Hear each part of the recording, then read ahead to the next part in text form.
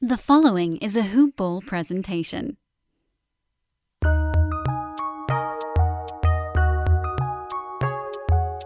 Welcome to the Fantasy NBA Today podcast. Well, I said it on the internet, and I will say it again.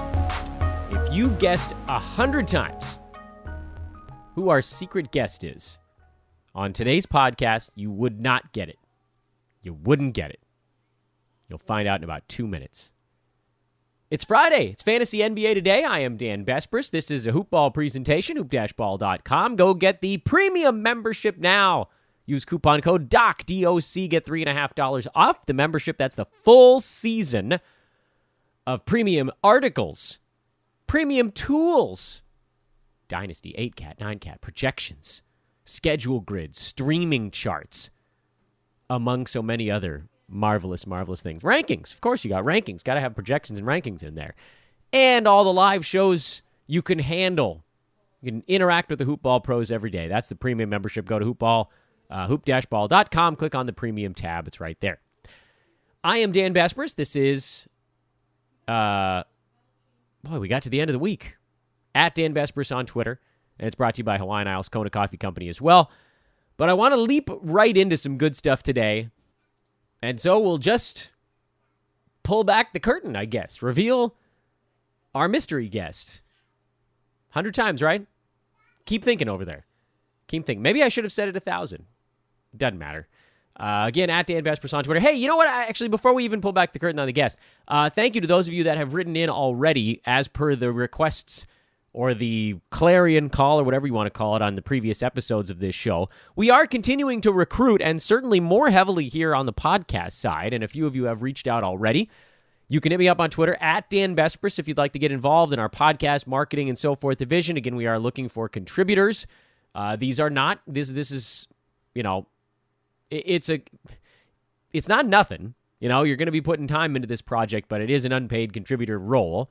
So it's a few things, basically, a week. So hit me up if you're interested in that. Another note, if you are a salesperson, that one obviously has much quicker and much more significant revenue attached to it. Hit me up for that as well. If you don't have Twitter, you can send an email to support@hoop-ball.com. Support@hoop-ball.com. That, again, is if you want to get involved with us here. It doesn't matter what you do. We probably have something you can do with it. So bug me. Really, please bug me. I teased on yesterday's show that I had a guest coming for this Friday edition that if you made 100 tries, you would not have guessed it. It is an old buddy of mine. We've been sort of in the same realm for like the last 30 years, and we just keep crossing paths. The great Amir Blumenfeld of Jake and Amir of Headgum. How are you, my man? It's been forever. Yeah, I'm very good. How are you? Tired, baseline, sleepy. Baseline. I mean, that's the best way I can think to describe it. Just like dad tired. Yeah. I'm just regular dude tired. Yeah, that's it. I miss regular dude tired. So Amir, of course, is the creator of Headgum, a podcast network. You also run Buckets, your basketball podcast on Headgum. What's the latest on Buckets? You have some pretty sweet guests on that show. Yeah, it's mostly like comedy friends of mine that love talking about basketball, but less X's and O's and more just fun stories. Who's the latest? Latest is a buddy of mine, Carl Tart, who's a writer, improviser, actor, comedian type who grew up in LA but is a Clippers fan. So I asked him how that exactly happened because I didn't know any Clippers fans growing up. I was going to ask you the answer to that, but I think I'm just going to say if you want to know the answer, go listen to Buckets. Easiest place to find all these shows, headgum.com or elsewhere? Yeah, headgum.com or wherever you listen to podcasts. Beautiful. Amir, of course, is on Twitter at Jake and Amir. Jake and Amir. It's all one word. JakeAndAmir. I wanted to talk to you about the Lakers because, like you just said, you growing up, I mean, it's all Lakers stuff around here. And in our Twitter our email conversation, I can't stop bringing up how confused my emotions are about Dwight Howard actually working this time around. What's been your take on the team so far? I was pro Dwight when we signed him because the alternatives were like Joakim Noah and some other sad players. So I was always into Dwight. I had no idea he'd be this good, though. I mean, you didn't have any fear of him turning back into whatever he was, the do whatever makes him the happiest iteration of Dwight? No, because I knew he wasn't going to start. So, like, he had to, at the worst, play 12 bad minutes a game. And if that happened, then we would just, play another backup center of ours. Yeah, I mean, all right. Well, I guess I won't linger on it for too long. It's just this. Did you have the sour taste in your mouth when he left the first time? That one, for some reason, really bugged me. Yes, it bugged me, but that was also 7 years ago, and we've been so bad for so long. That sour taste is long gone. You're good. You're better at letting go of grudges than I am. So what? Yeah. LeBron AD. Initial thoughts on how that's all working out? I just hope they stay healthy because they seem to be unstoppable when on the court together. You don't think that has anything to do with Avery Bradley? I did think so until the Bulls game. And then Bradley not being there. So I guess that if as opposed to doing like a hot take type of thing, how do you think this season goes? What are your feelings on the arc for the Lakers? And then we can broaden out and talk a little bit about just general NBA storylines. Yeah, I hope we get good enough that we can start doing a little load managing ourselves. Like right now, all these wins are so important that I can't imagine LeBron or AD taking a night off. But I hope we get to a point where we're like maybe like 13-3, 14-2, where LeBron can start taking off like games at Memphis on the second night of a back-to-back, so we can get some rest as well as home court advantage in the playoffs. Doesn't it look like he's playing far more defense this year? Like maybe last season really was just him kind of taking a year off. Yeah, I mean, he's, like a player in his 16th season last year. He was not going to give 110% energy if they're 5 games out of the playoff race. And there's no need to bust his ass just to try to get into the playoff hunt. But when playing well and when winning, the fact that he can still perform as he's done is, I guess, unprecedented to say the least. Who is your third and fourth favorite players on the Lakers right now? Favorite players, I would say Kuz and Danny Green. Okay, Danny Green. I added the fourth because as I was saying it, I thought, well, Kuz is going to be number 3. That one's a dead giveaway. Other things happening in the NBA that I want your opinion on. Karl Anthony Towns, Joel Embiid. Are people just going after Cat because Jimmy Butler kind of exposed him for being, I don't know, whatever it is that people want? He doesn't want to be called soft anymore. Butler called him soft. There was a whole Instagram thing afterwards. What's that all about? Yeah, I think both of those players are kind of soft. They just, they're funny dudes. They troll each other online. Cat's like a gamer. Anything to make of it going forward? No, I mean, these guys don't play each other more than twice a year. We've already seen one. I think the second game's not till March, so I have a feeling everyone will forget by the time that comes around. Yeah, you're almost definitely right. What about the fantasy side? Are you big into fantasy NBA? I tried fantasy last year for the first time in a while. Oh, boy. And I couldn't get into it, like caring so much about like free throw percentage battles between my team and the opponent's team. But I did get into FanDuel daily fantasy, and it was kind of a revelation for me. Like, It was such a fun way to make every night a little bit more exciting, and the fact that you can choose a new team every night was awesome. You still doing it this year? Yeah, less so now than like at the height of last year, but it's ramping up. All right. Have you had any significant victories to speak of? No, I play like within like a group of friends, so like it's 5 of us every night. I'm not like entering these like 8,000 people pots where you have to like literally choose the best 2 players at every single positions to make some real money. Yeah, I can't. I'm not very good at the DFS stuff. We have a guy on our staff over here that continually is trying to get me into it, and I'm unable to make the leap. There's so much that goes into it that you have to carve out a significant amount of time, and that's not something I have a whole lot of these days. And it doesn't sound like fair. I guess you have a child. Yeah, I mean, there's that thing. There's that creature that's involved. It doesn't sound like you have a whole lot of time right now either. I mean, you got so many things going on. I mean, it obviously the Headgum is the easiest thing for folks to find immediately. But what else are you working on these days? Podcasting for one, and then trying to like develop TV shows and movie stuff. But that stuff moves so slowly that I'm spending most of my days growing not only our podcast, but Headgum in general is our podcast network. Am I, and I'll edit this out if I'm totally misremembering, but did you at one point have a website of obscure jerseys in public? That is correct. From like 2005 to 20, maybe 10, I ran straightcashhomie.net. It doesn't exist anymore? A blog of obscure jerseys found in public. I remember that. Well, that was when I was running a sports betting blog. That's the only reason I remember it. That was amazing. It doesn't exist anymore? No, I feel like we were ahead of its time. It would make a good Instagram account. Yeah, it would have made a tremendous Instagram account. You got to resurrect straightcashhomie.net. Yeah, that's what I want to do with my day. Yeah, let's just walk the streets looking for I don't even know. I don't even know what would be the thing you're looking for right now. In any event, last topic I want to hit on here, and that's sort of what to look for going forward as this NBA season develops. Who do you think's coming out of the West? How does the playoff stuff go? Let's do some predictions here. What are the finals going to look like? What are the Western Eastern Conference finals going to look like? And what's exciting you about the season going so far? I'm excited to see how these hot starts pan out. Like, are the Suns for real? Are they going to make the playoffs?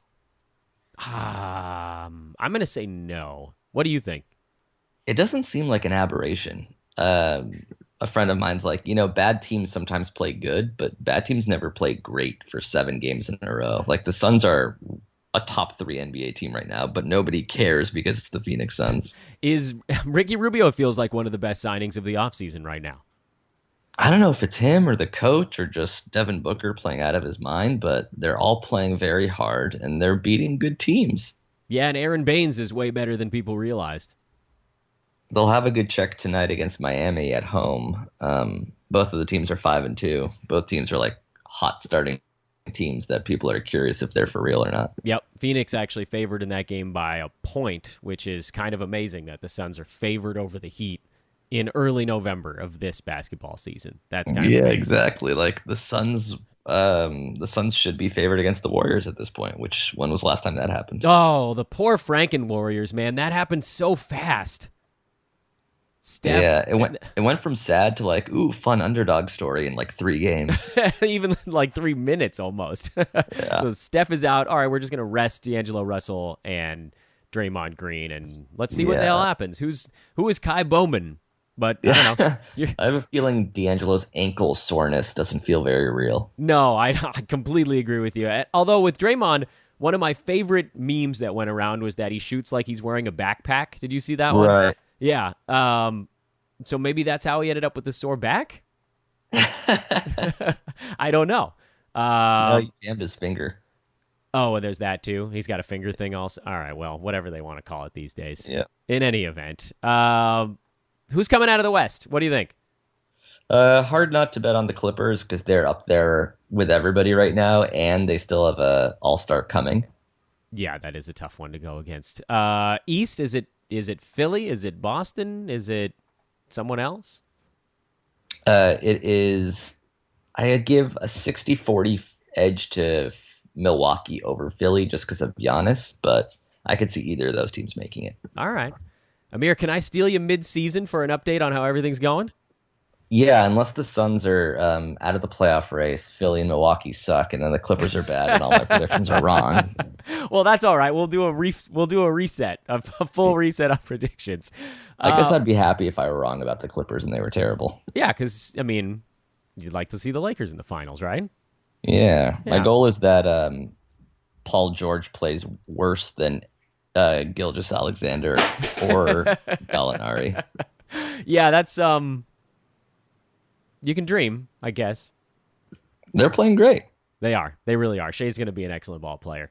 Amir Blumenfeld at Jake and Amir on Twitter. Headgum.com, where you can find all of the Headgum podcasts and check out Buckets, Amir's basketball podcast as well. Thanks so much, my man. I'll get you in a couple months. Hell yeah. Thank you for having me. The great Amir Blumenfeld. Did you guess it? Did anybody guess it? I doubt it. I really doubt it. It's funny. We didn't get into a whole lot of it, but Amir and I have we've been in the same circles for probably 20 years. Just growing up in Southern California, not rival schools because my school basically had no sports teams, but very close by. I went to the same college, and we just, for whatever reason, hadn't really connected on a podcast yet. It just seemed like it was meant to be at this point, and so thought it'd be fun to have him on here. You guys all probably know him from Jake and Amir. That was huge. College humor days. That was like 2005, 6, 7, that range, and then after that, he's been all over the map. And now he is here on Fantasy NBA Today. So a big thank you once again to Amir. Looking forward to getting him back on and doing the recap. How did the predictions go? And then we'll dive a little bit deeper. And that'll be a lot of fun.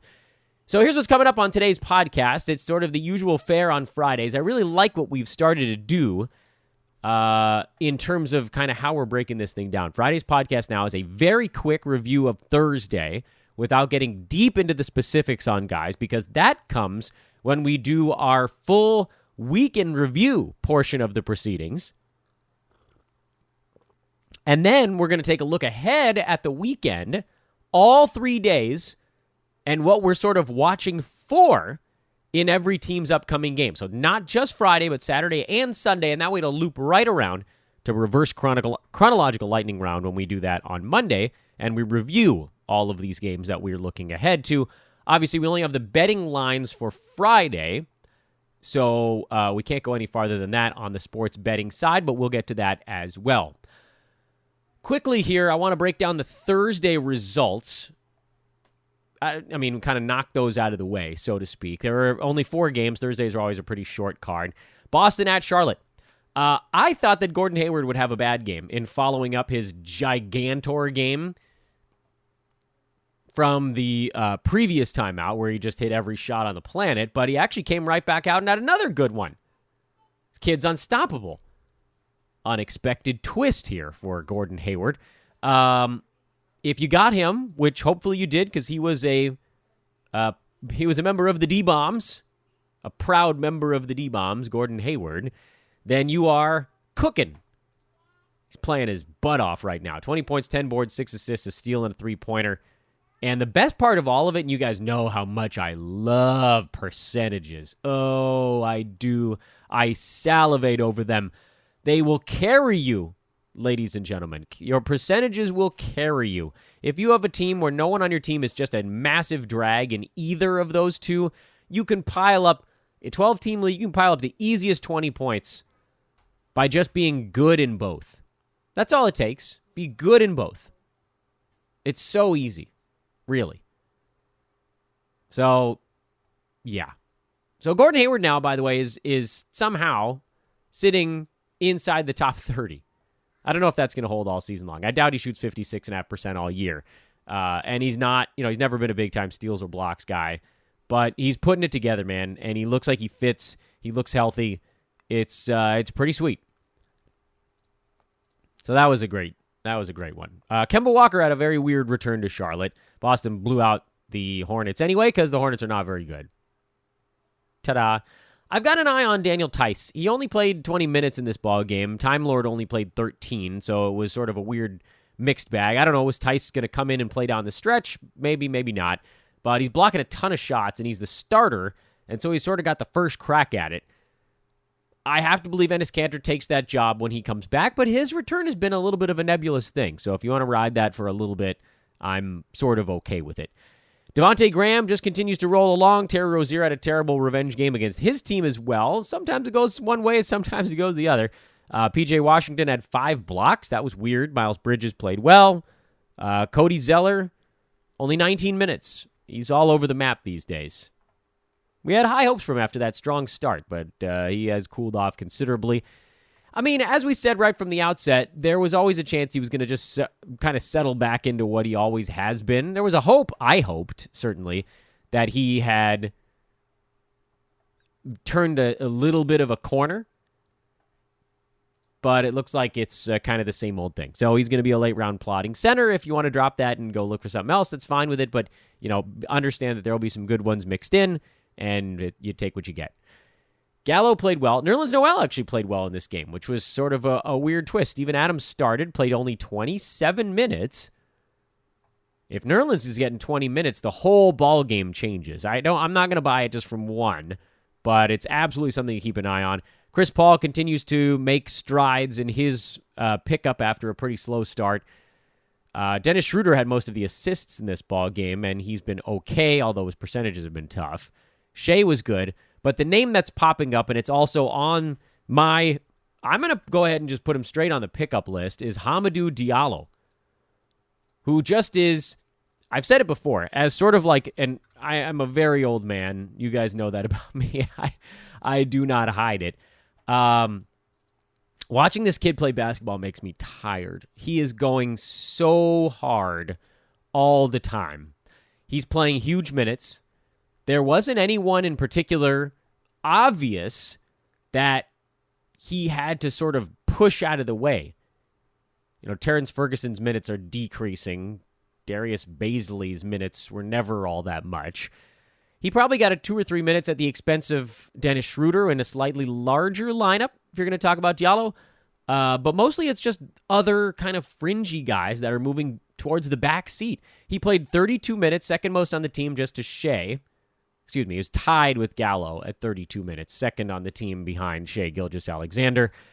And if he's getting 32 minutes, his game absolutely translates. He will get steals and blocks from the guard position. He will generally rebound pretty well from the guard position, only 2 in this ball game. And, for whatever it's worth, the Thunder only had 31 rebounds in the entire contest. They got vastly beat up on the boards, and that was the difference in the ball game. I think he's a guy that should get on your team. And there are plenty of guys that you could dump right now because, a guy like a Myers Leonard who's not panning out. He's going to be on my drop list because Miami just has too many freaking bodies floating around. So this is a guy that I think you go out and you snatch him up and you take whatever your dead weight is and throw Diallo on your team. See how he performs. Don't immediately dump him into your lineup. That is a recipe for disaster. But if it sticks, he also has a certain level of staying power, which a lot of guys don't have. And that's kind of a cool little side bonus here. It's going to depend a little bit on, what you need on your team. He's probably not going to score a ton of points. His field goal percent should be pretty good because a lot of it's coming at the rim. His field goal percent is jury's out. He's 61% for his career, but he really hasn't taken many. So will that move at all? I don't know.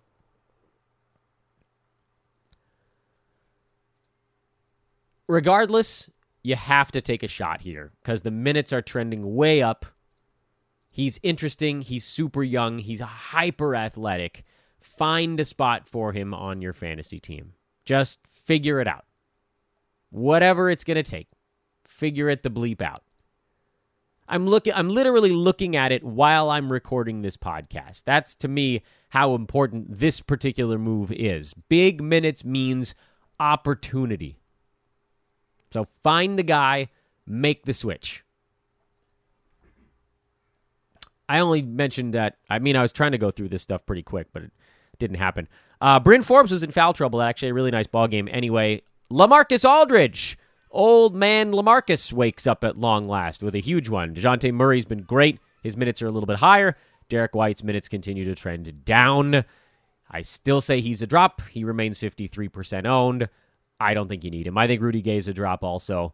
I think Bryn Forbes, DeMar DeRozan, DeJounte Murray, and LaMarcus Aldridge are the only Spurs that you need to worry about right now.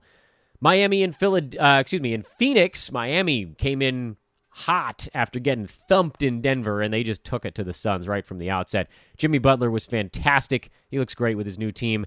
Bam Adebayo continues to miss free throws, which is a massive buzzkill in what was otherwise a stellar line. And in this one, when you're like, all right, well, which of the other guys got in the mix? It was Goran Dragic and Tyler Hero, who played well, which left Kendrick Nunn with a relatively empty line for the night.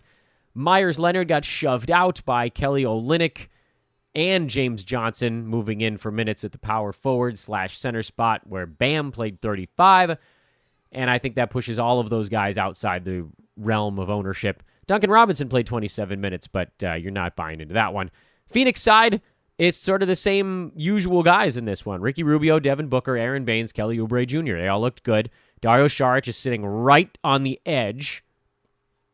I'm actually fine with the drop there for someone who has a more interesting fantasy game.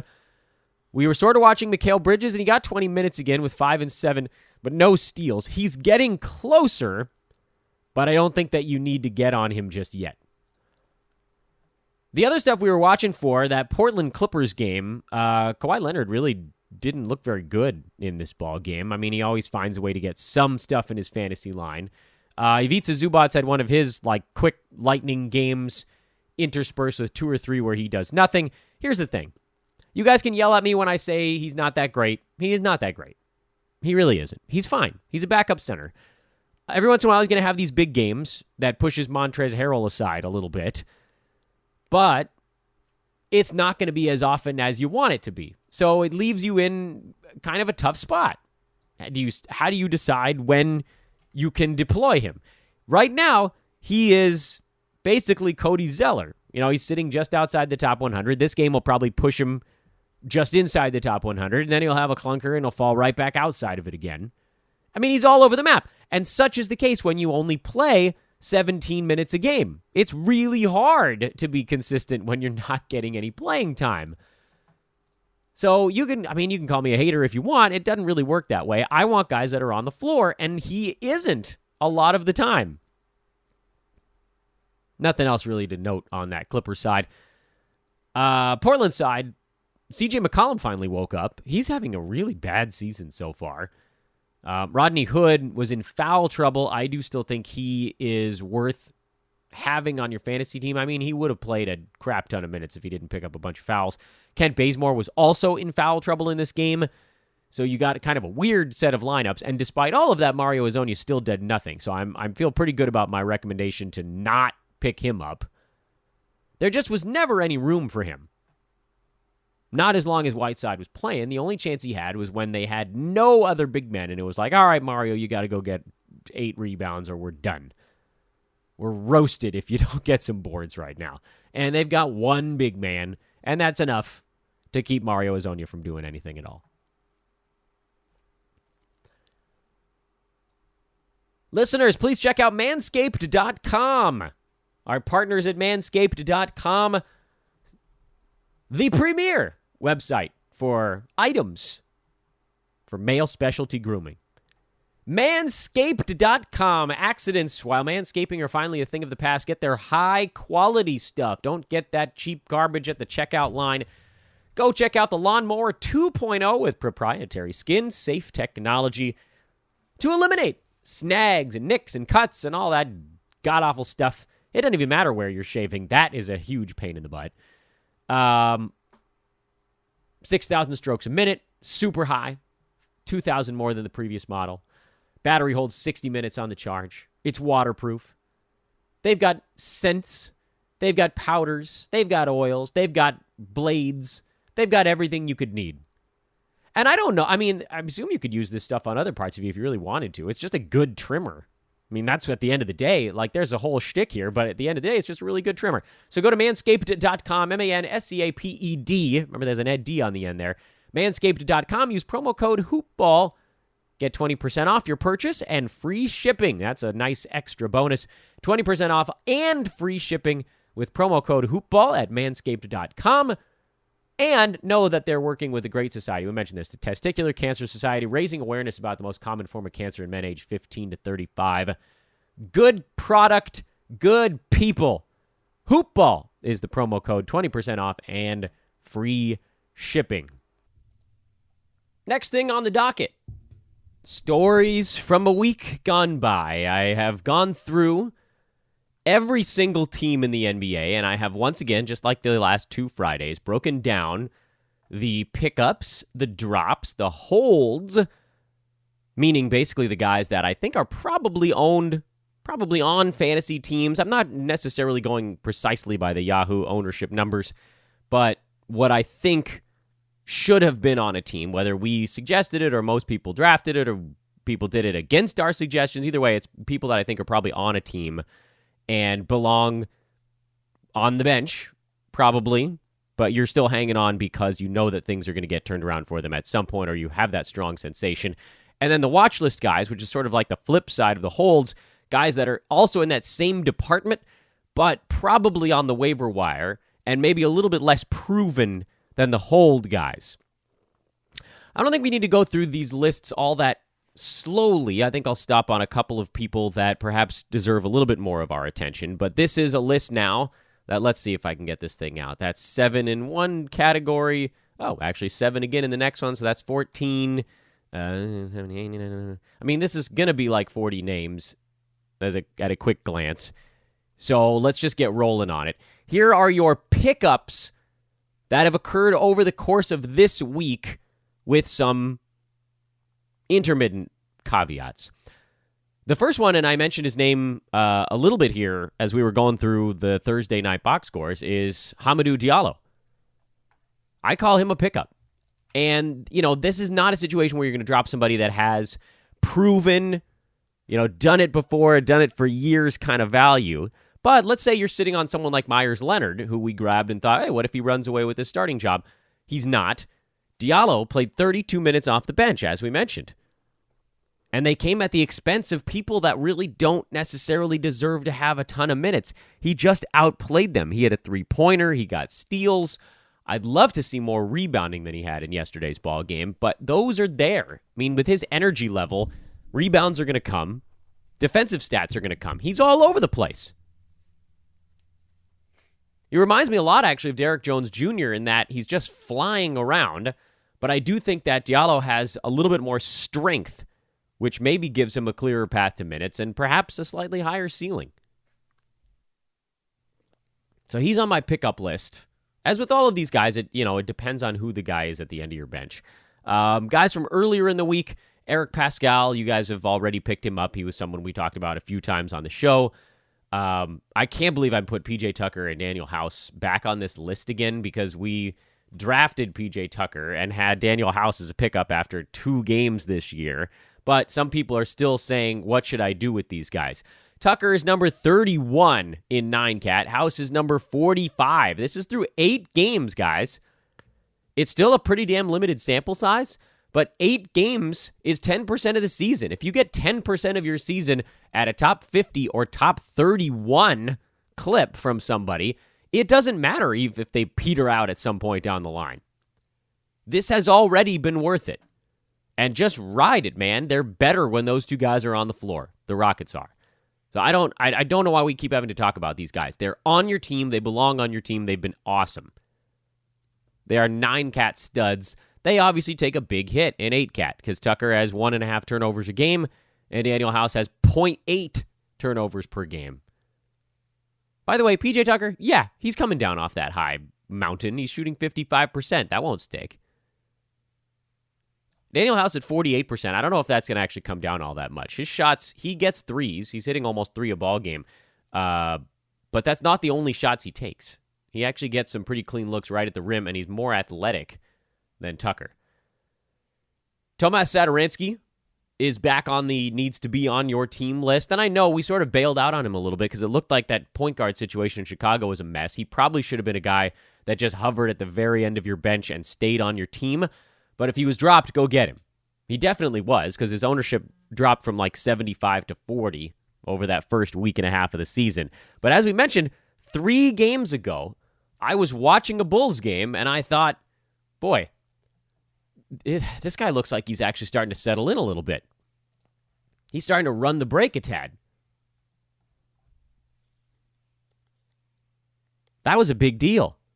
When he started to say, you know what, I'm not going to just pass this to Zach LaVine. I'm not just going to give it away to the first guy on the team that asks for it. We are better when I am running things. That was 3 games back. And then 2 games back, he looked good again. And I thought, boy, he's real close. And then he put it all together in that most recent one. So when the assists started trending up, that was sort of our indicator that he was settling in. And not surprisingly, they're 2-2 over their last 4 games after going, 1-4 the previous 5. Does this mean they're turning it around? No, some of it is the competition, but they beat Detroit. They lost to the Lakers in there, in a game that they led for most of it, actually. But things were real ugly before that. They lost to Cleveland. They lost to New York. They beat Memphis. They lost to Charlotte. And he wasn't involved, really. But he's in there, man. He wasn't dropped in any of my competitive leagues, but I'm certain he was in many. So he should be back on your team now as well. Jabari Parker. He's the clear winner, as we've seen now from the John Collins suspension. And again, we're reviewing things we talked about earlier in the week on the podcast. But if for some wild reason he's not on a team in your league, go get him. His ownership is up 39% over the last 3 days. That's a big leap. But he's going to have to play a ton of minutes. His fantasy game is a little bit rough around the edges. He's a bad foul shooter. He doesn't hit many three-pointers. He doesn't get many defensive stats. And his turnovers are actually pretty high for a guy who gets almost no assists per ball game. So there are going to be some drags on his value. You know, even while he's playing well now, he's just right around the top 80. But top 80 is a guy you should have on your team. And he hasn't hit the missing a bunch of free throws part of the proceedings yet. But he will. So be wary. It's not a whopper upside kind of play, but he's definitely somebody that should be on your fantasy team. Dylan Brooks, and I'll admit, I was a little bit late to the party on this one. He was showing signs before he had that big explosion game, and I kept writing it off as, you know, guy scores a few extra points on okay free throw numbers, but didn't do much else. And then he went nutso in their 137-point game against the Minnesota Timberwolves. So there's a few things at play here. Number one, that's probably the best game he's going to have all year, or among his top two. 31 points on 5 3-pointers. It is a pretty beefy number to try to hit. Right? I mean, he might get up into that realm. Made all 8 of his free throws, shot 56% from the floor, 9 out of 16. No steals, no blocks, 4 boards, 2 assists. So he's not rebounding very much. He's not assisting all that much, but it sort of doesn't matter. When you're a high-volume guy, you can kind of get around that. Precisely because he doesn't turn the ball over that much either. So it's not like there's a big detractor with Dylan Brooks. His percentages have been fine. 44% from the field is not great, but it's not going to kill you. 94% at the free throw line, which, you know, won't hold because people don't shoot 94% for a year. He's a 76%er for his career, and a lot of that is this season. And that's 7 games this year. Has actually pulled his career free throw percent up by 2 already. That's how little he actually shot free throws prior to this season. So, again, like Jabari Parker, be forewarned that there's a bottom that could kind of fall out with this one. But they're playing him, and with Memphis, you kind of just like, all right, well, who the hell is going to be on the floor? And it looks like they want his scoring out there. So he should be on fantasy teams as well. Another guy that's only 30% owned in Yahoo leagues across the board, but completely 100% on teams in my leagues. I can no longer go based on what I'm doing. I really have to try to balance that against what the numbers say. How much is this guy rostered? Oh, way less than what I'm dealing with? What a weird universe I've entered. This is the new life, I guess. Once you're on the analyst side of the window and you start filling up your leagues with hyper-competitive people, they're going to play a little different. And the final name on the list is, I think, a surprise one that you guys probably would have thought I would have put on the watch list, and that's Jordan Clarkson, who is also owned in 100% of my leagues, but only 34% on Yahoo overall. He's just kind of quietly grabbed the shooting guard job. I don't know if his game has evolved or what. I can tell you a few things that are not going to hold. 0.6 blocks per game, not going to hold. 15 points per game, probably will. High volume, good free throw number. He's not going to stay at 93%, but he could still hit a bunch of free throws. He did that last year too. The rebounds are always going to be low. The assists are always going to be in the 2 to 3 range. Low turnovers is good. Maybe that will actually hold down. I don't know.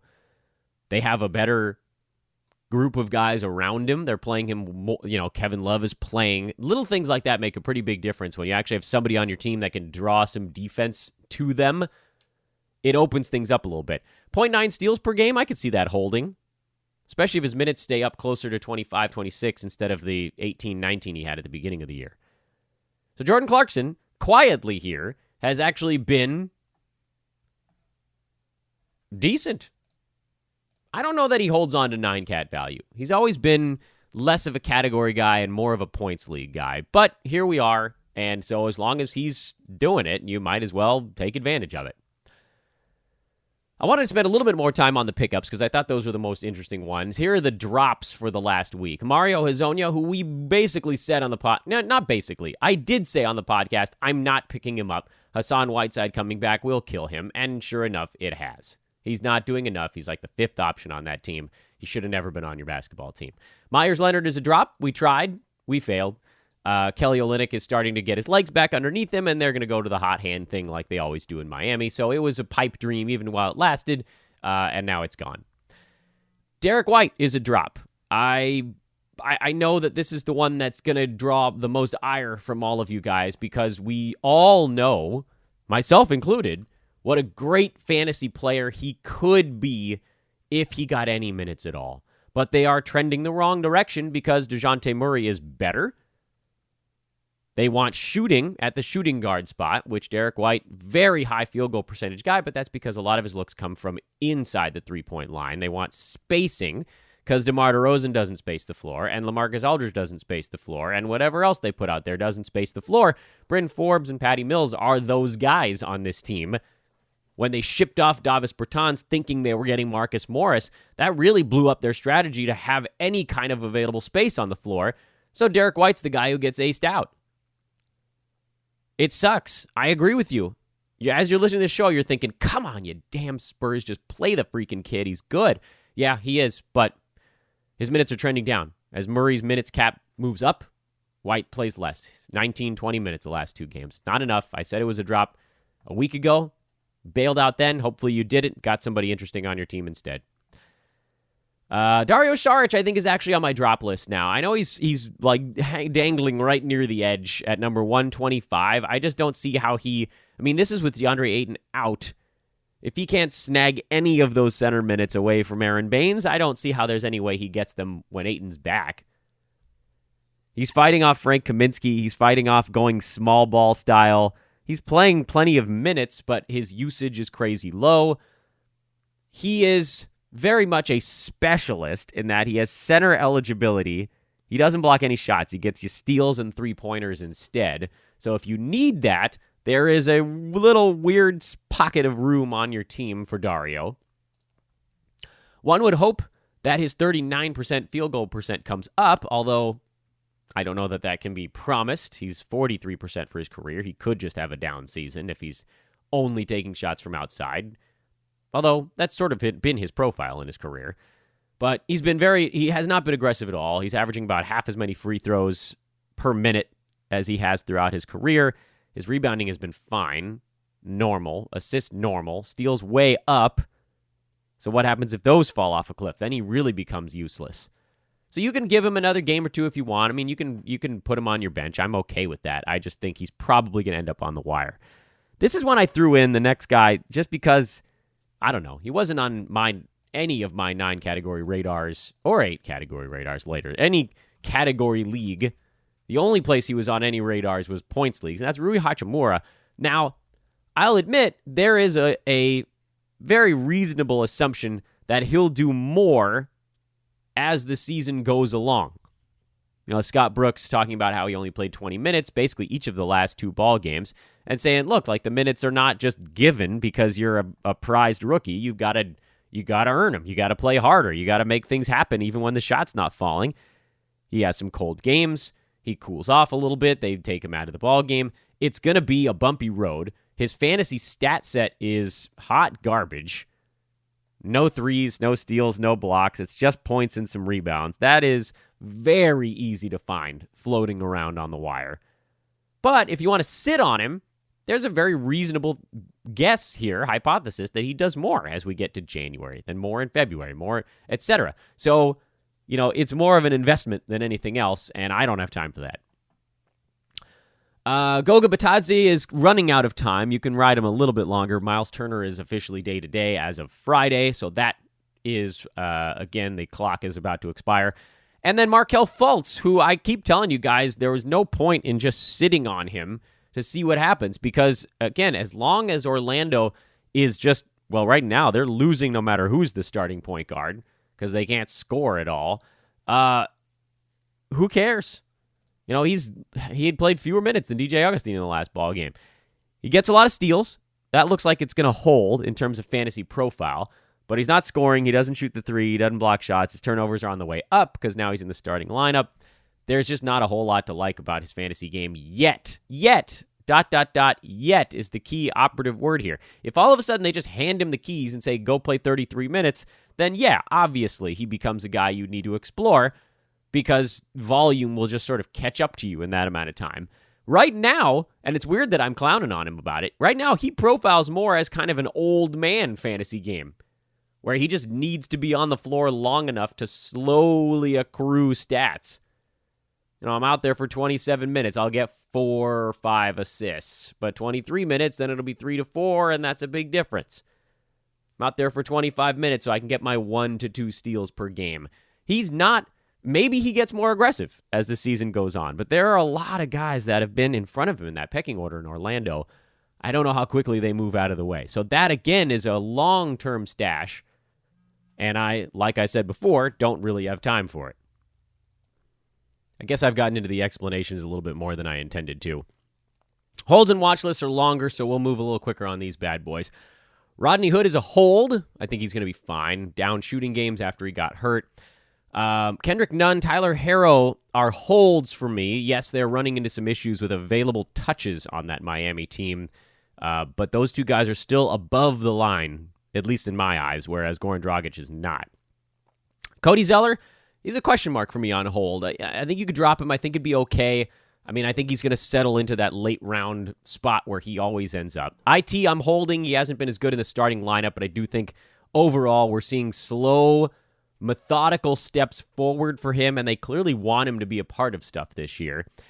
Otto Porter is an obvious hold. He was really starting to play better last couple of ball games before he got hurt. Even the one where he missed a bunch of shots, his other stuff was a little bit better.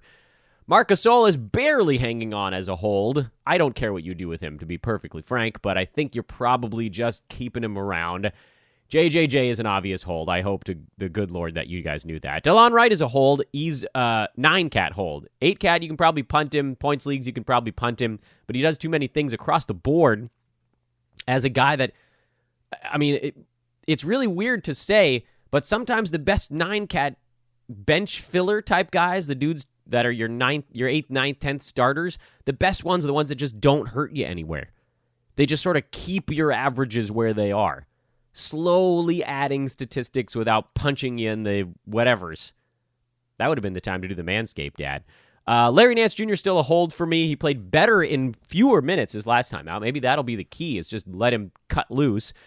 And then, as I said on, I think 2 days ago on the podcast, I've been too hard on Denver a little bit because I haven't liked the way they've run their offense. But Gary Harris, Will Barton, and Paul Millsap are all holds for me, and their replacements are all drops. The watch list, Mikal Bridges starting to see a few more minutes per game. He's not there yet.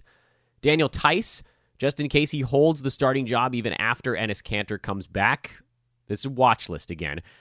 Troy Brown in Washington, he had one good game, but he's also a very low usage guy, so it's hard to advocate a pickup. And then the other guy fighting for minutes on the wing in Washington is CJ Miles. I can't believe that he's on this list here, but they've actually been playing him and letting him bombs away from three-point land, so one eye on him, I guess. Glenn Robinson III and Kai Bowman are the two guys I'm watching on Golden State. Remember, we already mentioned, Alec Burks is on the watch list as well, even after his big ball game. Pascal's still the only one that's on the pickup list. Raul Neto, for however long Ben Simmons is out, he's on my watch list right now. DeAndre Hunter, DeAndre Bembry, and Kevin Huerter are on the watch list for Atlanta. Bogdan Bogdanovic, should he actually start to get things going a little bit in Sacktown. Avery Bradley is on my watch list. He's actually shot the ball really well, and it could hold because he's wide open all the time. It's a new way to exist when no one's guarding you ever. He's also getting steals, and his minutes have been good. The question is, what happens when Rajon Rondo comes back? Is that at Avery Bradley's expense? And then JaMychal Green, who had a goose egg but grabbed 10 rebounds in that Clippers game yesterday. It's probably a little bit too crowded for the Clippers, for anybody to really get over the threshold, but he is kind of similar to Dario Saric in that he's a center that shoots the three ball. He just does it with more rebounds and better percentages in general, and then Dario He's the one that's going to miss some more shots, but he'll probably get you, a couple more steals, maybe something on that front. So they fall into that same, top 130 kind of bucket, which is useful if you're in a super competitive 12-teamer, but regular style, probably not all that necessary. Folks, I put out a couple of clarion calls here. I'll do it again because you guys keep writing in, and I love it. If you want to be a contributor at Hoopball, bug me about it. We are looking for salespeople and podcast and marketing people. The podcast marketing is sort of one big mushy division that I'm basically in charge of over here, so you'd be working with me. But we're looking to expand. And, the contributor jobs, as I've mentioned, if you're going to come in and you want to do some podcasting, this is not a paid position. So I want to put that out front. I think that I've said that, but I don't know if it's sinking in quite right. It's contributor. It's an opportunity really to sort of grow with us here at Hoopball. But on the sales side, that's obviously that's a different pathway. That's a different pathway. I'm not going to get into the details on the podcast, but bug me at Dan Besbris, DanBesbris on Twitter, or just search for Dan. For Dan from Hoopball on Google. My Twitter is probably the third or fourth thing down the list. And if you don't have social media, which I realize some of you do not, you can send an email to support@hoop-ball.com. Support@hoop-ball.com is the email address. It's not the word dash, it's just a hyphen. Support@hoop-ball.com. Come on, join us down here. Become a contributor. Grow with us at Hoopball and really see how far we can go. Weekend preview.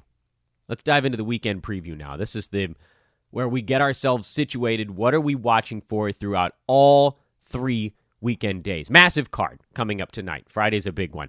Memphis is in Orlando. Dylan Brooks obviously is on the watch list. The false DJ Augustine stuff on the Orlando side. Terrence Ross has been dealing with this knee thing. I don't think he's playing in this one, but should he somehow return, the question is he going to get closer to what he was? I'm betting that he comes back from the knee thing and his shot's looking a little bit better. Maybe a little more lift. Jonas Valanciunas, minutes got up to 27 last time. He should be playing in this one because he'll have Nikola Vucevic to deal with. And then otherwise, Jaren Jackson Jr., who's just been a total disaster. Cleveland at Washington. Jordan Clarkson is sort of on the list, but I love watching Washington right now to see what's happening there with Isaiah Thomas, with Troy Brown, with Davis Bertans. They have so many interesting pieces that are either close or over the line, and I want to see how they get deployed, especially against a Cleveland team that's also not playing much defense. No Blake Griffin for Detroit still. No Derrick Rose, it sounds like, so this will still be, the backup contingent in Indiana. These two teams are just playing the crap out of each other so far. Pacers, Miles Turner, game time decision that would render Goga time basically over. Sacramento and Atlanta, we're still watching to see if anybody can pick up the pieces for the Hawks with John Collins down for the next month and a half to 2 months. The answer has not really been anyone so far, other again, Jabari Parker doing a little bit more, but we were hoping maybe a third guy would step up and do something. I would say watch this game. See if anybody looks like they're standing out to you. Bogdan Bogdanovic, I don't care about watching it live, but he has another good ball game, then maybe he gets on my radar. Golden State, we're watching all of the backups. Minnesota, not much there. Toronto, same deal. Pelicans, J.J. Redick is a game-time decision. Derek Favors is basically a game-time decision every night. Can these two guys get some run with this team?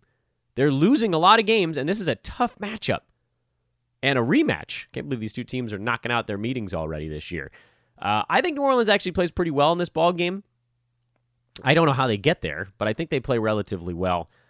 And I am curious. I can't wrap my head around the fact that J.J. Redick spurned how many teams that desperately needed shooting to go and play 21 minutes for a team that's going to win like 30% of their games this year. It doesn't add up. Something doesn't add up. And when something doesn't add up, it usually means that there's a shoe that's going to drop. We shall see. When that happens is anybody's guess. Knicks, Mavs, Mitchell Robinson in the concussion protocol, so likely more Julius Randle at center, more Marcus Morris shots, more Bobby Portis probably, but I mean, come on. Do we care? For Dallas, there's been a whole lot of hullabaloo over DeLon Wright, but he's actually been totally fine in 9-cat so far. Dwight Powell looks really good. His last time out, clearing the 30-minute threshold. He's a must-start guy for me now. Philadelphia, Denver. That should be a good ball game. in altitude. Nuggets, can they actually, start to settle in a bit on offense? Nikola Jokic, he's going to get abused in this game with the way he's been moving so far this year. Joel Embiid is in much better shape, and I need to see Jokic play himself into shape. This could create even bigger buy low opportunity on Jokic. Float some offers out there. I honestly don't know what it's going to take to get him from someone. It's hard because somebody spent a 6th pick on this dude, and you have to be willing to part with something pretty precious to get there. But don't offer the farm right at the outset. Work your way up to it. Ben Simmons, we shall see. Again, is Neto going to be the guy who does a little bit more? He's never been a super interesting cat. Milwaukee, Utah, not a whole lot to keep track of in this ball game. We have a good read on these two teams now. Brooklyn at Portland. Portland is a team that's we're still trying to figure out what the hell is going to happen now with Zach Collins out for basically the season. There has not been an obvious beneficiary yet, at least not someone that moves across the cut line. Kent Bazemore and Rodney Hood each got into foul trouble in yesterday's game against the Clippers, so maybe this is one where we see them go small a little bit more. Maybe those guys see some extra time. And then with Brooklyn, limited. Miami and LA, this should be a fun one. Lakers are favored by 8. That's a big number. The Heat are good. Miami has also been in Los Angeles for a day and a half. But they're the Heat. They live in South Beach. I don't think that you have to worry about the LA flu with the Heat in town. This is a really big line, and it blows me away. I mean, my gut tells me go straight to Miami right out of the chute. But then you kind of have to stop and think about it. Like, why is the line as large as... Are the Lakers really believed to be a 5-point neutral site favorite over the Heat? That's a big number.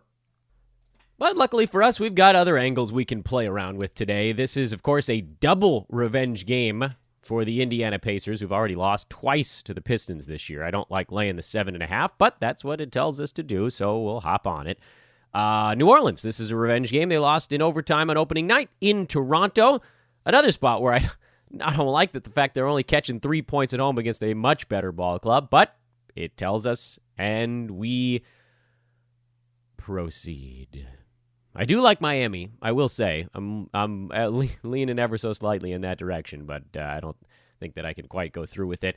So you got a couple of revenge games on the docket today. That's always fun to look at, and then the rest of the stuff is... interesting, if unspectacular. Folks, if you want to bet along with us, do it at mybookie.ag. Open your first account with promo code TODAY, TODAY, and they'll match your deposit up to $1,000. Again, go to mybookie.ag and get it done. Saturday, as we look at some of the cards that don't have betting lines yet, Boston is in San Antonio. We're obviously always watching the Spurs and see if Derek White actually gets to play at all, but probably not. Pels and Hornets, I think we're talking about teams we've looked at before. Mavs, Grizz, Rockets, Bulls. You guys know already what we're looking at with those teams. And then the Warriors and the Thunder finish out that Saturday card. And I think you're basically set at that point.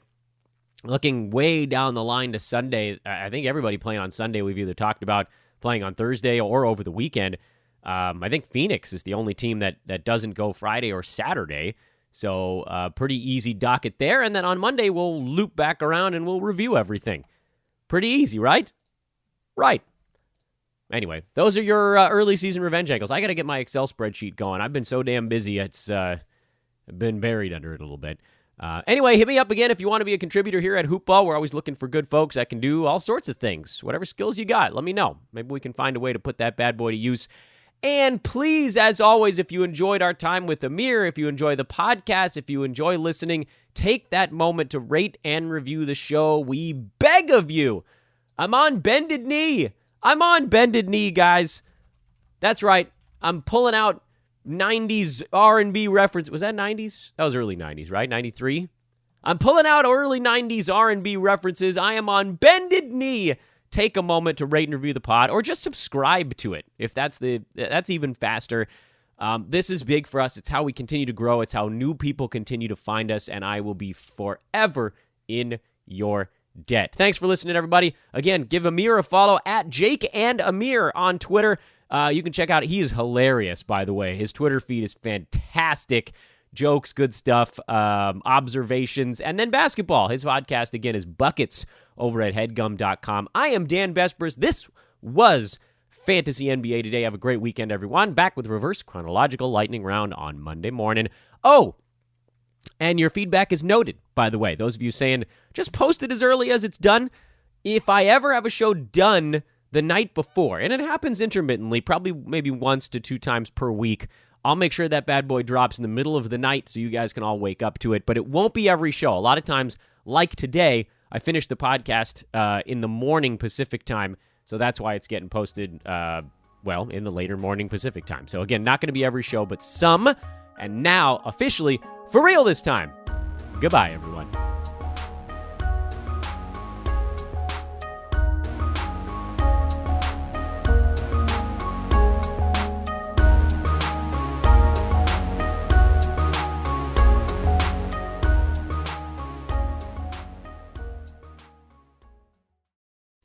This has been a Hoop Ball presentation.